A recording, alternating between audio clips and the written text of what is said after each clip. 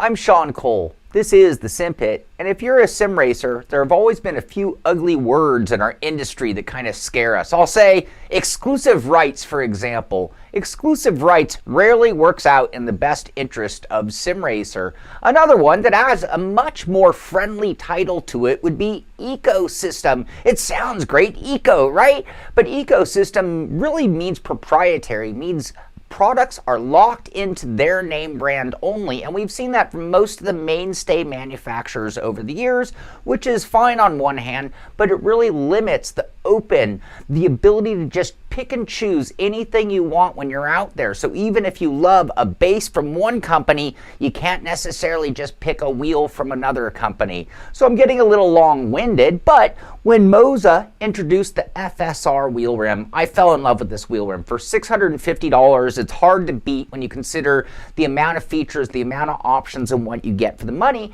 However, it was a Moza only rim, except for on the back they had this little plug, and they said it was going to be able to be used with other wheels. Another product from Moza that I really loved was the CM Dash. It's only $150 for a color display. It's a little limited in what it can do, but for $150 it is very inexpensive, but it would only be used with an R5 or an R9. Again, Moza only base. So the new product from Moza, which I love, this is the Universal Hub, and it costs $50. And this allows you to plug in multiple different Moza devices into this and then directly into your computer, eliminating the ecosystem, eliminating the proprietary need to use a Moza base with either of these products. It also allows the use of their shifter.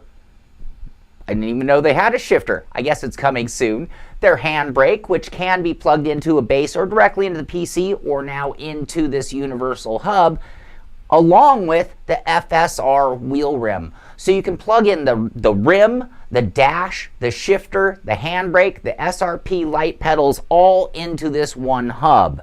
In addition to that, they also have this third-party wheel adapter. The only way you're going to make this fit onto it is to have an NRG-style quick release on whatever wheelbase you're trying to use it.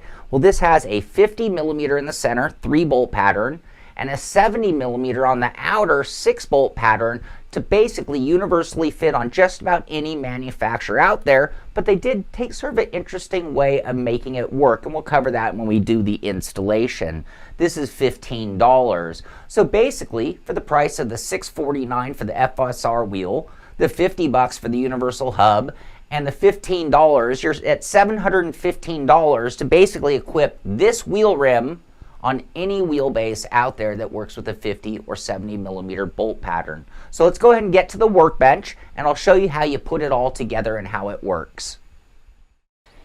After doing some testing with the Universal Hub and the third-party wheel adapter, I realized that there are a few different options or ways to go about this, and it would be easier to show you right here on my desk than at the rig. So let's talk about what it takes to install all of the parts or make everything work here. First of all, you have the box itself, the Universal Hub. It's small. It's only about 4 inches across, 105mm, I think.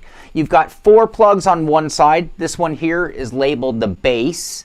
And then from there, you've got wheel, dash, shifter, handbrake. And then on the other side, and this is where it gets a little weird for me. I'm not a huge fan of having plugs on both sides, but it is a small box. You've got the pedal port, as well as the USB-B and the USB-C connecting points. So you got plugs on both sides depending on what you're using this for. Now, the other thing I did learn, and I have both of the plugs here plugged into my computer, these were supplied with the Universal Hub, the USB-B and the USB-C plugs, is that depending on what you're connecting to this, you might not need both plugs. So for example, let's just forget the wheel for a moment. Let's just start off with the CM Dash. If I plug just the dash in, so I go to the port here that it says for the dash, so we'll plug it in right there. There is the handbrake with the RJ45 phone style cord, not the USB cord on the handbrake. And we'll go ahead and plug that one in as well. Now, with those two items on their own, I can just use the USB-B plug. So we'll go ahead and plug that in. And there you see we have our dash And we have 7 different dashes that we can choose from. And then also we can verify that the handbrake works as well. So we go to the handbrake here, and we can actually activate it here on the table and confirm its movement right there on the screen. So that is just with the USB-B plug. However, let's just talk about the steering wheel. Again, we have our RJ45 style phone cord connector. It's coiled with some springiness, so it's going to extend from the wheel to the universal hub. We have that plug on the back of the wheel rim. We're going to plug it in right here. I'm assuming this went blank. Yep, that's what I learned in testing earlier. That is the moment that we've exceeded the amount of power and data this can transfer, and that's when the USB-B connector comes in. So we can then flip this over, and I'll show you, and it even calls it auxiliary power supply. So it might even just be power, not even power and data. And we plug that in. There you go. We've got dual dashes. This one has 15 dashes to choose from. This one has 7 dashes to choose from. And we can mount them separately, but we are limited by these length of cables, which is not necessarily the best thing in the world. Now, when it comes to mounting the third-party wheel adapter, I have a simucube 2 Pro wheel adapter. This is the wheel side adapter. It's got the 70mm pattern. All right. This goes on. This usually slips onto the wheelbase, the simucube wheelbase. That's their quick release with the pin that goes through. Now what we do is, this is actually the wheel side.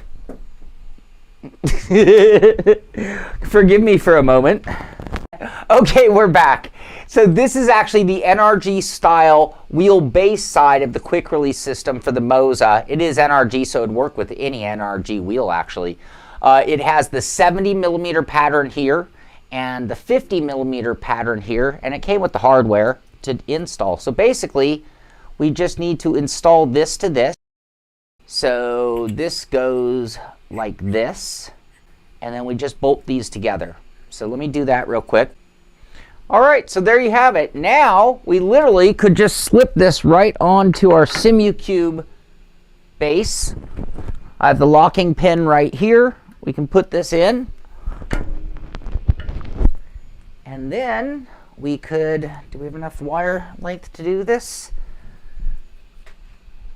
We'll just bring this with us too. And then we can just put this right on. Give it a spin to click. Rock and roll. We have our Moza FSR wheel rim mounted onto the simucube base. That is pretty cool. Also notice how robust it is. So the other thing is, we have 2 different quick release methods at this point. You can see it's extended the length further out, the wheel is, than it was before. So I still have the Moza quick release right there, and I can take this wheel on and off. And the other option that you have to keep in mind here is that you also still have this method. So these usually take a little bump, which means if I had another simucube wheel side quick release, I could add that wheel to this right now. So you have 2 different quick release options at this point. So we're going to go ahead and put all of this on our rig and then show you in action just a little bit. The installation of the Universal Hub is pretty basic, really, but there are a few things to take into consideration when doing it. You do have short wires when using the CM dash. You do want to worry about where your wiring is going when it comes to the coiled cable for the FSR wheel rim, and you do have the double-sided box. So I've already taken some liberty, and I've done some decent wiring already, and we have our plugs here for what we need. But let's go ahead and talk about the installation. They do give you some double stick tape, so I'm planning on just putting it here on the side, and there's a reason that I'll explain later. So I'll take one of their pieces of tape, and I'll put it right here on the side of my base, and we're going to go ahead and face the peripherals this way, and the power or the plug, the USB plugs that way. Go ahead and peel this off. I'm going to go ahead and stick it right there. Like that. That'll probably do. We might add a little later. Now, the CM dash, I'm going to put that sucker right on top like this. That's my plan. That'll be a nice viewing angle, and it keeps it within the reach of the wire. So I'm going to go ahead and do a little bit of double stick tape on the bottom of this.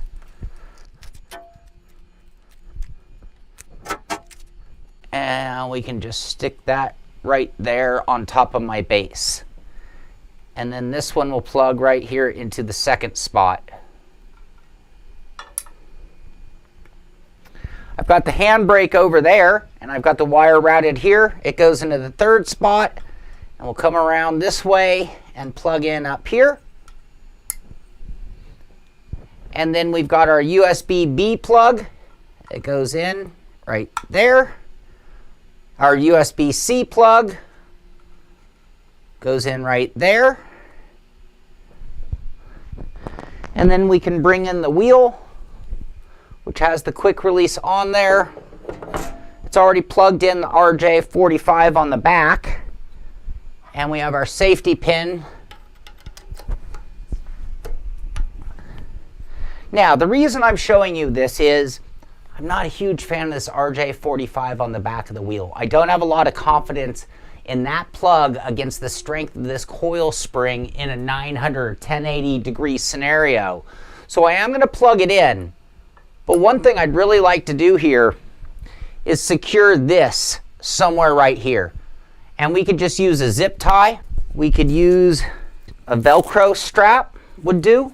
But what I'm trying to do is take it so that that plug is not going to see any pressure from the twisting action. And I think this will add to the longevity of this style of connector, the RJ45 style of connector. And now you can see when it spins, this isn't moving. I'm not so worried about this end, but if I really want to be hyper careful, I would probably attach that right there. And now you can see we have this thing fully mounted, handbrake's working, both displays are working, full button and shifter functionality. Really strong. Look at how strong, even though it's a double quick release, and even though we've added 50 millimeters of length, look at how strong it still is. When it comes down to driving with all of these pieces, everything worked out as described. The Moza Universal adapter allowed me to run the wheel, the handbrake, and the extra dash with no issues at all. I did kind of enjoy the extra dash, although the information can be redundant. But with a selection of dashes to choose from, you can still divide the information well and allow for the added visual flair. The third-party wheel adapter also did really well. With the added distance, it really shows the strength of not only the wheel rim and the quick release, but also the wheelbase itself. For this show, I've really focused our attention on the Universal Hub and the third-party wheel adapter, but we really did use other things in this review. So for example, we did use the FSR wheel rim, but I did cover that in a full review, and I have a link to that review in the description of the show. In addition, we also used the CM dash, which we didn't talk a lot about here today, and I really do like this dash quite a bit. I just really mainly wanted to test its functionality with this hub, and I'll do my best to expedite a review of this dash in the near future. In addition, we did plug in and test the Moza Handbrake just to make sure it also worked with the hub, and it did. So again, it worked as a USB saver. I was able to plug in the handbrake, I was able to plug in the dash, could have even plugged in the SRP light pedals and used that single USB. It was the moment that we went to the FSR wheel with its display that we needed that USB Type-C to get the extra power and data transfer to make it all work. In the end, the Moza Universal Hub and the third-party wheel adapter did exactly what they were supposed to do, and overall, I was pretty impressed. We'll go ahead and break it down with the good, the not so good, and the bottom line just to make sure it's perfectly clear, starting off with the good, and that being, now you can use the FSR wheel rim with any wheelbase out there. Allows the use of the CM dash on any setup. Opens up the ecosystem. Good for everyone. Great wheel option for $700 for direct drive wheel owners. USB saver, multiple devices, only 1 or 2 USBs. And now on to the not so good. Plug-ins on both the front and box of the Universal Hub. Poor documentation, both the included instructions and the website information. Wraparound cable when using the FSR rim. And now on to the bottom line. The Moza Racing Universal Hub on its own can be used in various different ways. So depending on your usage, it has so many different applications. So it is great as a USB saver, and I think when Moza releases their shifter and you can plug in the handbrake, the shifter, even the CM dash, maybe even future pedals, it'll really be a nice advantage for all sim racers, not just Moza drivers out there. In addition to that, with Moza, they're always doing little teasers, letting us know some of the inside of the future of the company, like when they had the plug on the FSR rim. We knew something was up with the ability to use it outside of their ecosystem. We're seeing the same thing on the Universal Hub here with the expansion slots. We're already seeing the name for the shifter. We're seeing a slot for the bass and for pedals. And again, maybe it'll be future pedals, truly making it a great USB saver. For me, my intention was really clear and really one direction. My main thing was being able to use the FSR wheel rim on any direct drive wheelbase out there, because there aren't a lot of great options when it comes to full color displays and all the features of this rim at that price. I know it kind of sounds like a sales pitch, but again, at $700, when you include these three and being able to put this on like a simucube base like I did, I think it's a really inexpensive option, because a lot of the other options compared to this wheel are going to be over $1,000. Also, this universal, or this third-party adapter, I should say, it's going to make it work on Fanatic bases too. So that is really a nice advantage for sim racers out there. And for that, I really want to thank Moza Racing for opening up their ecosystem. And I can only hope that other companies like Fanatic, Thrustmaster, and SimMagic will listen and do something similar and open up their doors, so to speak. So I hope you've enjoyed this review or this show. Be sure to give it a thumbs up if you did. Be sure to subscribe to the channel so you can find out when our next video comes out. Also, I'd like to invite you on Friday mornings at 9 a.m. Pacific time. This is on Twitch, Simpit live on Twitch. We have our Friday show called For the Pit Stop, where you'll hang out and talk about sim racing news and everything else going on in our favorite hobby. Thank you for watching. This is the Simpit. I'm Shaun Cole, and I'll see you on the track.